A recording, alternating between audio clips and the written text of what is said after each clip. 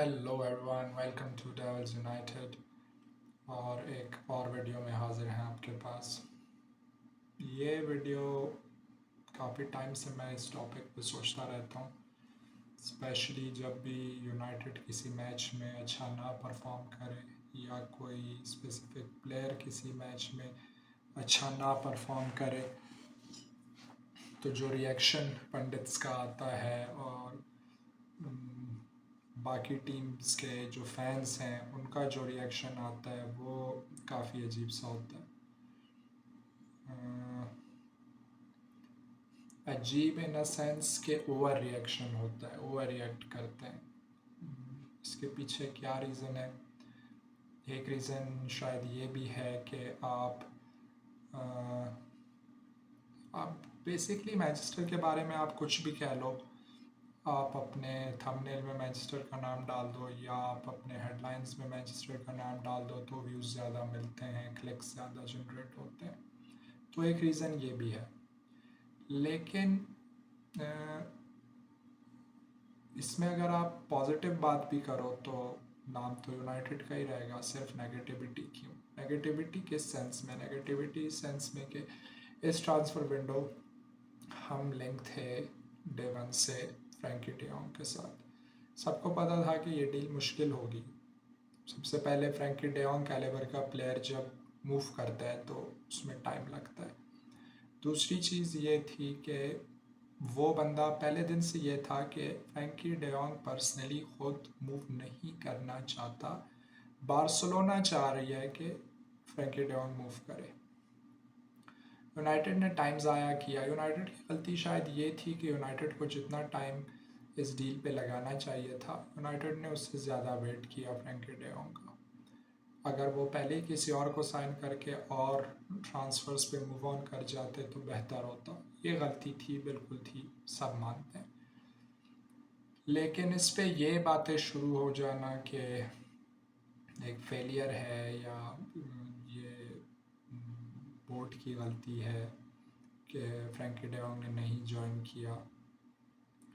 Frankie day जॉन्ग के 17 million Euros deferred wages थे, जो कि बार्सिलोना प्रेशराइज कर रहा था कि वो यूनाइटेड पे करे।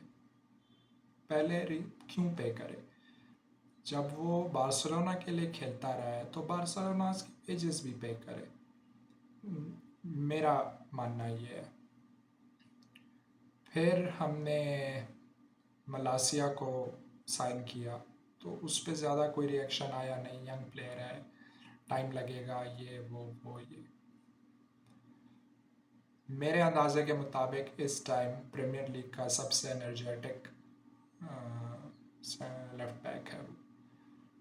फिर लिसांड्रो मार्टिनेज को लेके आए, उस पर जिस तरह का रिएक्शन आया, कैरेगर ने ट्वीट किया कि, बल्कि शो में बोला कि मेरा मानना है कि कभी भी ये प्रीमियर लीग में इतना छोटा डिफेंडर नहीं चल सकता।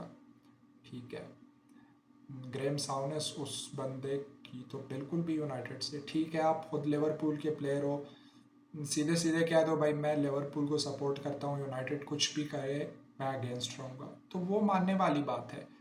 मैं लिवरपूल की तारीफ़ शायद कम ही करूँ, मैं यॉर्गन क्लॉप की तारीफ़ करूँगा, अच्छा मैनेजर है, लेकिन मैं एज अ टीम कभी भी उनकी तारीफ़ नहीं करूँगा क्योंकि मुझे वो टीम नहीं पसंद।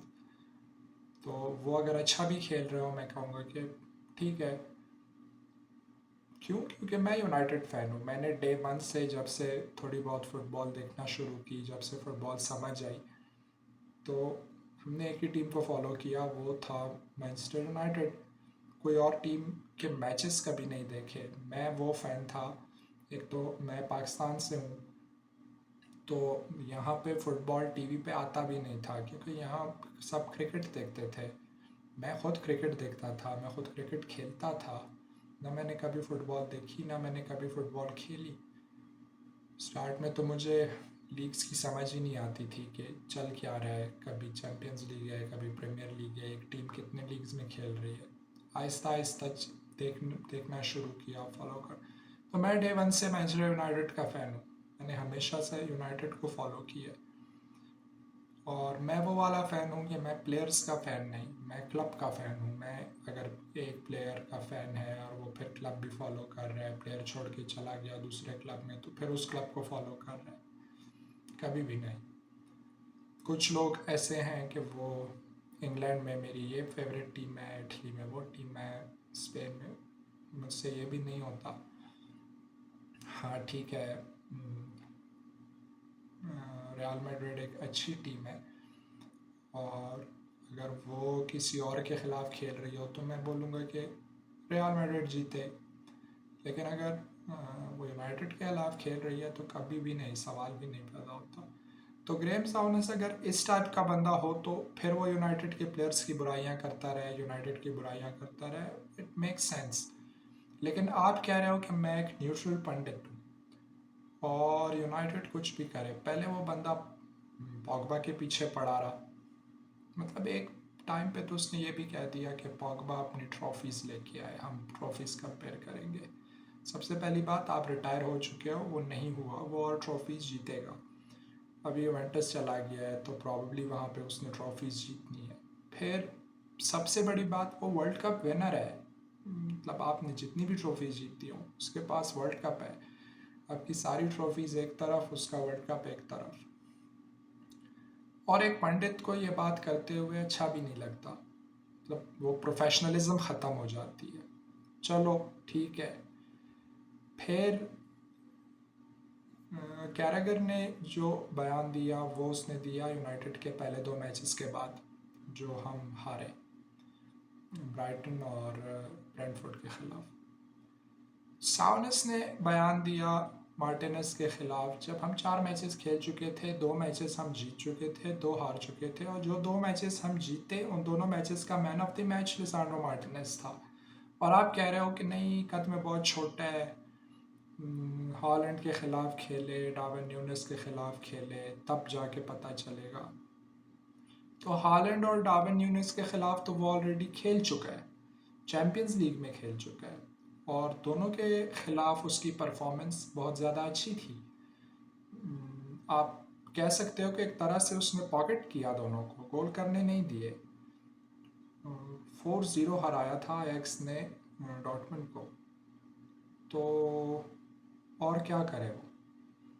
अब वो प्रीमियर लीग के 2 मैचेस में मैन ऑफ द मैच बना, पासिंग रेंज दिखाई, 83% उस बंदे की वो है,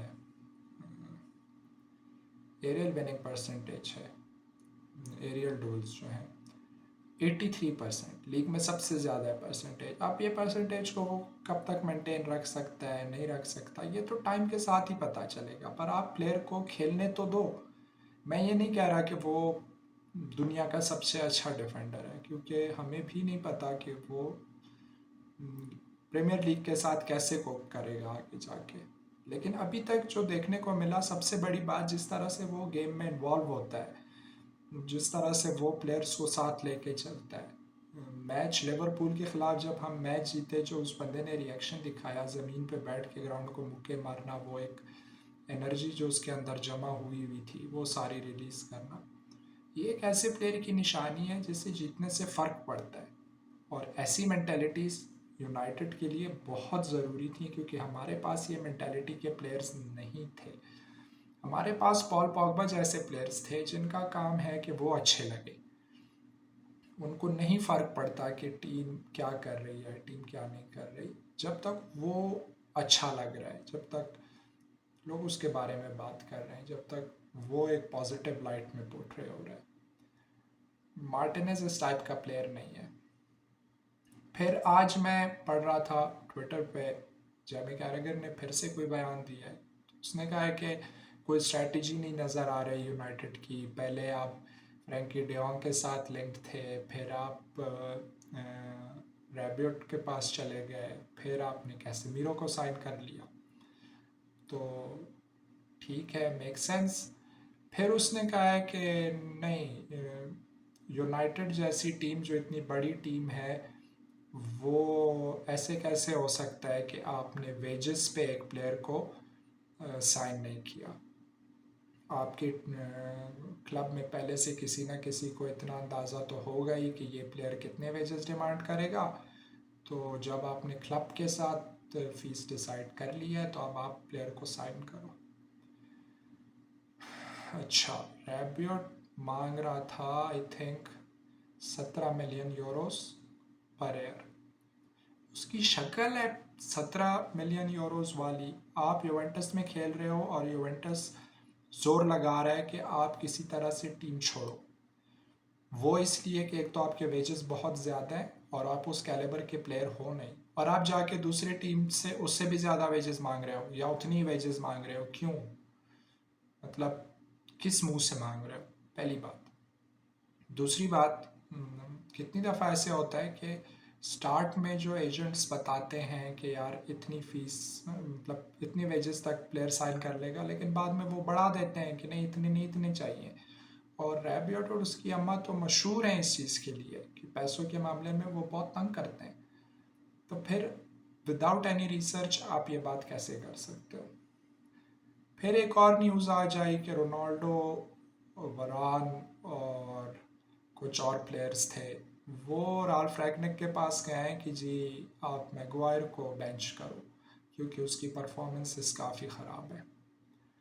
तो राल्फ ने कहा कि ये इनअप्रोप्रिएट है बहुत ज़्यादा, क्योंकि मैगवायर इस टाइम यहाँ पे प्रेजेंट नहीं है। ये बात अगर उसके सामने हो तो बेहतर है। अब सबसे पहली बात, ये बात सच है कि झूठ है मुझे नहीं पता। कहाँ से आ रही है, ड्रेसिंग रूम से लीक हुआ है, कैसे किधर से हुआ है, कोई आइडिया नहीं है। पर रोनाल्डो, पहले जैसे मैंने कहा, मैं प्लेयर्स का फ़ैन नहीं हूँ, मैं हर उस प्लेयर का फ़ैन हूँ जो मैनचेस्टर यूनाइटेड के लिए खेलता है। वो हैरी मैगवायर हो, वो फिल जोन्स हो। फिल जोन्स इस टाइम भी अंडर कॉन्ट्रैक्ट है, तो मैं उसको अभी भी सपोर्ट करूँगा। जब भी वो खेलेगा मैं चाहूँगा कि वो अच्छा खेले, क्योंकि वो अगर अच्छा खेलेगा तो मेरी टीम जीतेगी। पर रोनाल्डो इस टीम में एक सबसे सीनियर प्लेयर है, सबसे ज़्यादा ट्रॉफीज जीती हुई हैं उसने, इंडिविजुअल ट्रॉफीज जीती हुई हैं, बैलन डोर्स जीते हुए हैं, पता नहीं क्या क्या किया हुआ है उस बंदे ने। 37 उसकी एज है और अभी तक इतना फिट है। 36 साल की उम्र में हमारा वो टॉप स्कोरर था, 24 गोल एक सीज़न में करके दिए उसने हमें। तो अगर वो बंदा कुछ डिमांड कर रहा है, या अगर वो कह रहा है कि यार परफॉर्मेंस लेवल नीचे है, इसको ऊपर लेके आओ, तो फिर सुनना चाहिए। बेशक आप टीम के कैप्टन क्यों ना हो, आप सुनो उसकी बात, आप उससे सीखो कि वो किस लेवल की ट्रेनिंग करता है। वो अभी भी इतना फिट है तो उसकी ट्रेनिंग अच्छी है ना, जो वो इतना फिट है। रूनी छोटा है रोनाल्डो से, रूनी कब का रिटायर हो गया, क्यों? क्योंकि फिजिकली उसने अपने आप को उतना फिट नहीं रखा। तो आप उससे सीख लो। हैरी मैगवायर फिजिकली फिट तो नहीं है, नज़र आता है उसका कि वो फिज़िकली फ़िट नहीं है। लूक शॉ का ये मसला है कि वो ख़ुद को फिज़िकली फ़िट नहीं रख पाता, उसकी वजह से उसकी परफॉर्मेंसेस नीचे चली जाती हैं। जब भी उसने अपने फिज़िकलिटी पे, अपने फ़िटनेस पे काम किया है, उसकी परफॉर्मेंसेस निकल के आई हैं सामने, सबने देखा है। मार्कस रैशफोर्ड, एक टाइम था कि आप कह सकते थे कि दुनिया का सबसे अच्छा लेफ़्ट विंगर उस टाइम, सबसे inform left winger Marcus Rashford था। फिर उसको इंजरी हुई, फिर वो इंजरी में खेलता रहा, वो इंजरी बढ़ गई, मतलब टूटी हुई कमर के साथ वो बंदा खेला यार, और क्या करे वो। तो सबको पता था कि इसके बाद इसका लेवल नीचे गिरेगा, मतलब आपका कॉन्फिडेंस लेवल गिर जाता है, आपको कहीं ना कहीं दिमाग में वो खौफ बैठा रहता है कि यार मुझे फिर से इंजरी ना हो जाए, फिर से वो सारे तकलीफ से ना गुजरना पड़े। तो उस पर मतलब क्या क्या बातें होती हैं वो आप देखते हो। कहीं ना कहीं ये एक चीज़ है कि एक ये बायस है कि अपने प्लेयर्स को, इंग्लिश प्लेयर्स जो हैं, उसको उस लेवल की स्क्रूटनी नहीं मिलती जितनी फॉरेन प्लेयर्स को मिलती है। लिवरपूल के ख़िलाफ़ मैच में दो चीज़ें की ब्रूनो फर्नांडिस ने। पहली, उसने डाइव लगाई।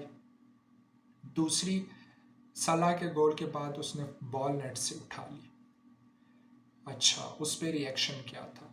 उस पर रिएक्शन ये था कि डाइव पे रिएक्शन था कि he is a disgrace to the game, और उस पे था बॉल पे रिएक्शन ये था कि इसको कार्ड मिलना चाहिए था, ये गलत किया इसने।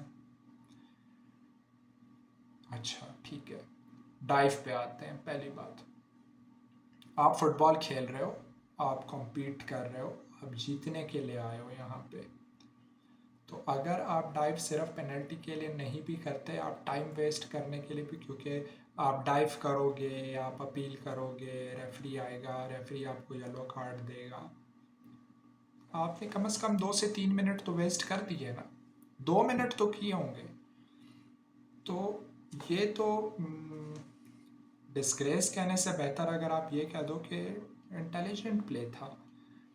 अगर आपको पेनल्टी मिल जाती तो, खैर अभी तो नहीं मिलती वार की वजह से, लेकिन पहले गेम में ये होता था कि अगर आपको पेनल्टी, और इस तरह हुआ भी है, मैराडोना का फेमस हैंड ऑफ गॉड गोल, तो वो डिस्ग्रेस हो गया। आज भी काफ़ी लोग बोलते हैं कि हिस्ट्री का सबसे अच्छे प्लेयर्स में से एक है। मैं कहता हूँ मेसी ने सेम गोल किया है हाथ वाला, तो डिस्ग्रेस हो गया। नेमार जंपे मार मार के नहीं रुकता वो, इस तरह तो सबके सब आधी दुनिया फुटबॉल खेलना छोड़ दे, फिर ले आओ कुछ सेकंड लीग वालों को, लीग 2 से लोगों को। फिर बॉल वाली बात कि उसने सलाह को बॉल नहीं दी, यार वो क्यों सलाह को बॉल दे, उसका वो है, उसने गेम स्टार्ट करनी है, किक ऑफ है उसकी टीम का, उसके खिलाफ गोल हुआ है, तो आप उसको दे दो बॉल, बात ख़त्म। और उसके हाथ में बॉल, उसने आपसे पहले उठा ली है, अब यहाँ पे जिसने पहले बॉल उठाई, बॉल उसकी, तो आप उसके हाथ से आके बॉल छीन रहे हो, फिर फर्मिनो आता है उसके हाथ से बॉल गिराता है, और आप उल्टा ब्रूनो फर्नांडिस को बुरा कह रहे हो। क्यों? एक कैप्टन्स परफॉर्मेंस दिखाई उसने, उसने अपनी टीम को लीड किया, काफ़ी अंडर प्रेशर टीम को लीड किया, और लिवरपूल जो एक अरसे से, पिछले दिसंबर से वो मैच नहीं हारे, उनको हराया। और क्या करे वो बंदा, फिर भी कोई तारीफ नहीं होती उसकी। अच्छा ठीक है, यूनाइटेड जो है, सबसे पहली बात, ये बात सब मानेंगे कि दुनिया में सबसे ज़्यादा फॉलो होने वाली टीमों में से एक टीम यूनाइटेड है। Real Madrid, Barcelona, Manchester United. England की most followed team Manchester United है। मैं बिगेस्ट टीम या मैं ये उसमें नहीं पढ़ूंगा, वो सबकी अपनी अपनी सोच है। मोस्ट फॉलोड टीम यूनाइटेड है, ये फैक्ट है। अब जो टीम सबसे ज़्यादा फॉलो होती है, तो ऑब्वियस सी बात है कि जो लोग उस टीम को फॉलो नहीं करते वो उसके ख़िलाफ़ ही बात करेंगे। तो फिर आपको सुनने को मिलती हैं ग्रेम साउनेस लोगों जैसी बातें। वो एक फुलहम का प्लेयर, जो एक्स प्लेयर था, जो यूनाइटेड के मैच के बाद उसने कोई बातें की, मतलब लिवरपूल का मैनेजर आके कह रहा है कि यार तुम मेरे खिलाफ 6-0 से हारे हो, तुम्हारी शक्ल नहीं थी उस मैच में खेलने वाली, तो तुम ना ही करो बातें। वो अगले दिन बजाय अपोलोजाइज करने के वो और ज़्यादा बोल रहा है। तो ये एक बना हुआ है। अब इस पे बार बार एक वो बनाना कि गलत हो रहा है, या सिर्फ इसी टॉपिक्स पे बात करना, वो भी गलत है, और वो होता है हमारे फैन बेस में काफ़ी ज़्यादा है ये चीज़। अब मेरा सबसे फेवरेट यूनाइटेड फैन चैनल जो है वो द यूनाइटेड स्टैंड है। मैं बहुत ज़्यादा फॉलो करता हूँ, मैं तब से फॉलो करता हूँ जब उस चैनल के 100,000 सब्सक्राइबर्स भी नहीं थे, तब से फॉलो करता हूँ मैं, और अभी भी करता हूँ। मार्क एक इंतहाई अच्छा वो है, सोच उसकी अच्छी है, फिर उसको लोगों को शो में इन्वॉल्व करना आता है। मैं मेंबर नहीं हूँ, मैं कुछ भी नहीं हूँ, लेकिन फिर भी मैं, जब तक मैंने उसके रात वाला शो सुना नहीं होता, मैं सोता नहीं हूँ। क्यों? क्योंकि वो उस टीम के बारे में बात कर रहा है जो टीम मुझे पसंद है। अब आजकल कहीं ना कहीं थोड़ी नेगेटिविटी फैन बेस में बढ़ गई है। उसमें आप फैन बेस को भी ब्लेम नहीं करोगे, क्योंकि ये वो लोग हैं। अब मैं यूनाइटेड को फॉलो कर रहा हूँ पिछले 14-15 साल से। उससे पहले मैं जानता भी नहीं था कि मैनचेस्टर यूनाइटेड नाम की कोई चीज़ भी होती है या होता क्या है ये लोग उससे बहुत ज़्यादा टाइम से यूनाइटेड को फॉलो कर रहे हैं। इन्होंने यूनाइटेड का अच्छा टाइम देखा है। मैंने जब ठीक से यूनाइटेड को फॉलो करना शुरू किया तो 2 सीज़न बाद तो सर एलेक्स फर्गुसन छोड़ के चले गए। तो मैंने यूनाइटेड को 3-4 ट्रॉफीज ही जीते हुए देखा है। अब इनको आप ले लो जो बहुत सारी लाइफ इन्होंने यूनाइटेड को फॉलो की है, तो शायद वो तकलीफ़ ज़्यादा होगी इनको कि अभी जो कंडीशन है टीम की। हमने जब से फॉलो किया तब से तो ग्लेजर्स ही ऑन करते हैं टीम को। वो खैर फिर से एक अलग स्टोरी है, मैं ग्लेजर्स में फिर से नहीं पढ़ना चाहूँगा, इस पर एक अलग सा शो करेंगे, उसमें बात होगी डिटेल में। तो शायद वो नेगेटिविटी इस वजह से भी बढ़ गई है। मैगवायर को बुरा कह के रोनाल्डो को अच्छा कहना, या रोनाल्डो को बुरा कह के मैगवायर को अच्छा कहना, वो दोनों खेलते हैं मैनचेस्टर यूनाइटेड के लिए। तो आप एक को बुरा बना के दूसरे को अच्छा ना बनाओ, क्योंकि अगर फैन बेस मैगवायर को बुरा कहती रहेगी और ये बोलती रहेगी कि नहीं रोनाल्डो ठीक है मैगवायर गलत है, तो कहीं ना कहीं मैगवायर ये सब कुछ देख रहा है। अभी एक चैनल के अगर 1.5 मिलियन सब्सक्राइबर्स हैं तो वो चैनल हैरी मैगवायर के बारे में उसका क्या पॉइंट ऑफ व्यू है, या वहाँ से उसके बारे में किस टाइप की बातें हो रही हैं, वो उस पर नज़र रखता होगा, हर हाल में रखता होगा। क्योंकि 1.5 मिलियन सब्सक्राइबर्स बहुत बड़ी चीज़ है, बहुत बड़ी एक फॉलोइंग है। हमारी 100K हो जाए तो पता नहीं क्या क्या करेंगे हम। 1.5 मिलियन सब्सक्राइबर्स। अब वो चैनल अगर रोज़ ये कह रहा है कि हैरी मैगवायर फजूल प्लेयर है, हैरी मैगवायर को बेच दो, हैरी मैगवायर को कैप्टनसी से हटा दो, इसको गेम ना खिलाओ, रोनाल्डो के ख़िलाफ़ इसने पॉलिटिक्स की है, या वट एवर जो भी है, तो अगर हैरी मैगवायर के दिल में कुछ नहीं भी है रोनाल्डो के ख़िलाफ़ शायद आ जाए। मैं सिर्फ ये कह रहा हूँ, मैं जो बार बार ये बात कहता हूँ कि हमारी फैन बेस डिवाइडेड है, इसको एक साथ आना चाहिए। ये इसलिए आना चाहिए कि जितना ये वो वाली बात है, लिवरपूल के ख़िलाफ़ आपने देखा ग्राउंड का माहौल क्या था, उसकी वजह से जो टीम को एक बूस्टअप मिला। तो इस तरह से अगर फैन बेस सारे प्लेयर्स को सपोर्ट कर रहे हैं, वो ये कह रहे हैं कि आप मेहनत करो, अपना 100% दो, आप किस लेवल के प्लेयर हो हमें फ़र्क नहीं पड़ता, आप अब इस टाइम मैनचेस्टर यूनाइटेड के प्लेयर हो, जब तक आप ग्राउंड में अपना 100% दे रहे हो हम आपको सपोर्ट करेंगे। तो वो प्लेयर्स हमेशा अपना 100% ही देंगे।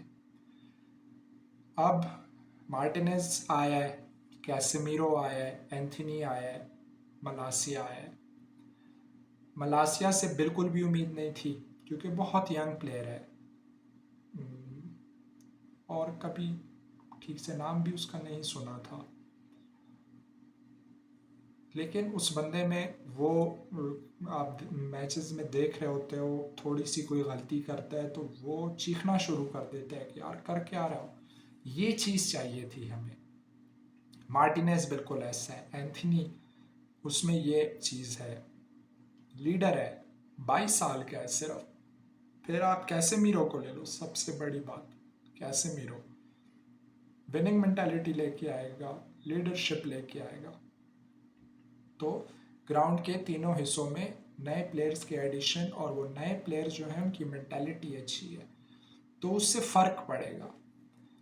ये मैनेजर अभी सिर्फ 4 गेम खेला है, इसको टाइम दो। ये प्लेयर्स अभी ये एक नया ग्रुप है, 6 नए प्लेयर्स आए हैं, इतने सारे प्लेयर्स छोड़ के चले गए। लिंगार्ड इतने अरसे से खेल रहा था, छोड़ के चला गया। पॉगबा 6 साल बाद छोड़ के चला गया। माटिच छोड़ के चला गया। योहान मार्टा छोड़ के चला गया। और कौन कौन गया है, आज जेम्स गार्नर चला गया। 15 मिलियन यूरोस पाउंड्स का हमने जेम्स गार्नर बेच दिया।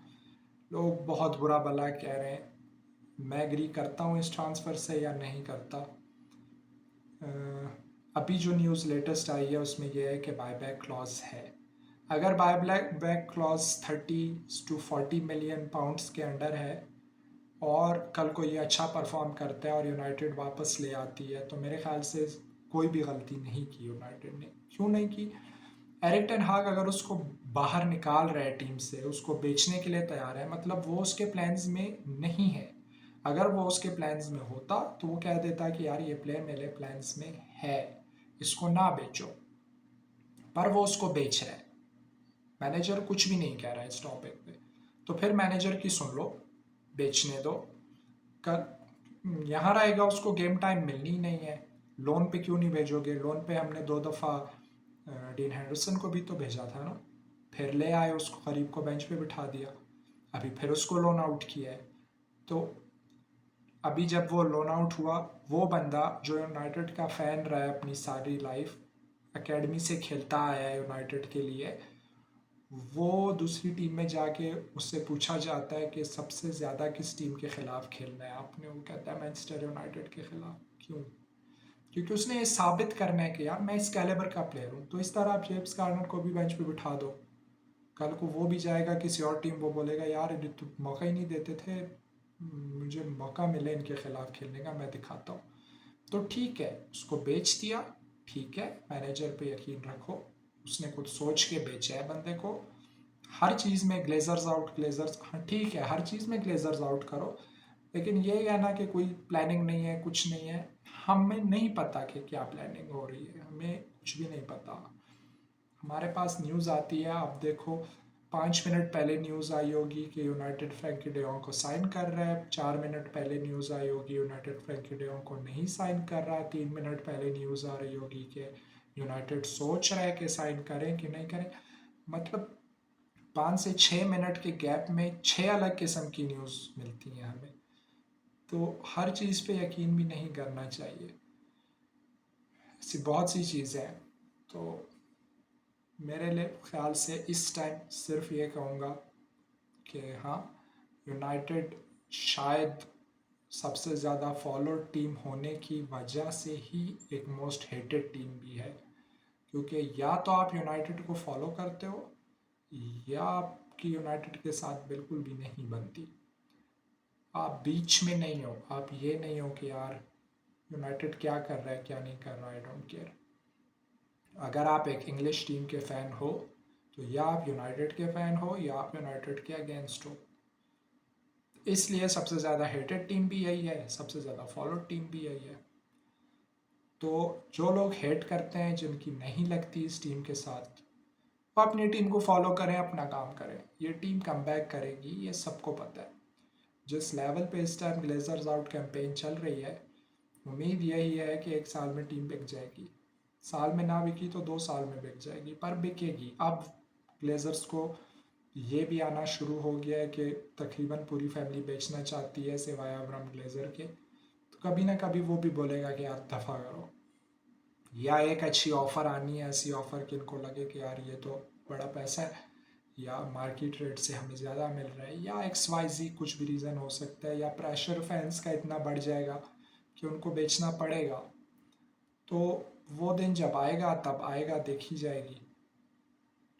मैनेजर को सपोर्ट करो, प्लेयर्स को सपोर्ट करो। जो प्लेयर मैनचेस्टर यूनाइटेड के कॉन्ट्रैक्ट में है, मैनचेस्टर यूनाइटेड का प्लेयर है, उसे सपोर्ट करो। ज़रूरी नहीं है कि हर प्लेयर हर रोज़ 100% पे ही परफॉर्म करेगा या 10 आउट ऑफ 10 ही देगा। कोई भी नहीं दे सकता, हम डे टू डे लाइफ में नहीं दे सकते, तो वो क्यों देंगे? भी इंसान ही है, मशीन थोड़ी है। तो टीम को सपोर्ट करो, टाइम दो इस मैनेजर को कि ये अपनी फ़िलासफ़ी लेके आए, टाइम दो प्लेयर्स को कि ये वो रिदम सीखें, वो रन सीखें, कि वो नेचुरली आए, इनको मसल मेमोरी इनकी बिल्ट हो। वो अभी तक 4 गेमों में वो नहीं होती। तो फिर एंथनी नया आया है, कल को पहला मैच खेलेगा, 2 दफ़ा उसने बॉल देनी है अपोजिशन को, और तीसरे गलत पास पे बोला जाएगा कि ये प्लेयर साइन किया है 100 मिलियन यूरोस का। यहाँ पे एक वो है कि 100 मिलियन यूरोस एंथनी की फ़ीस क्यों बताई जाती है?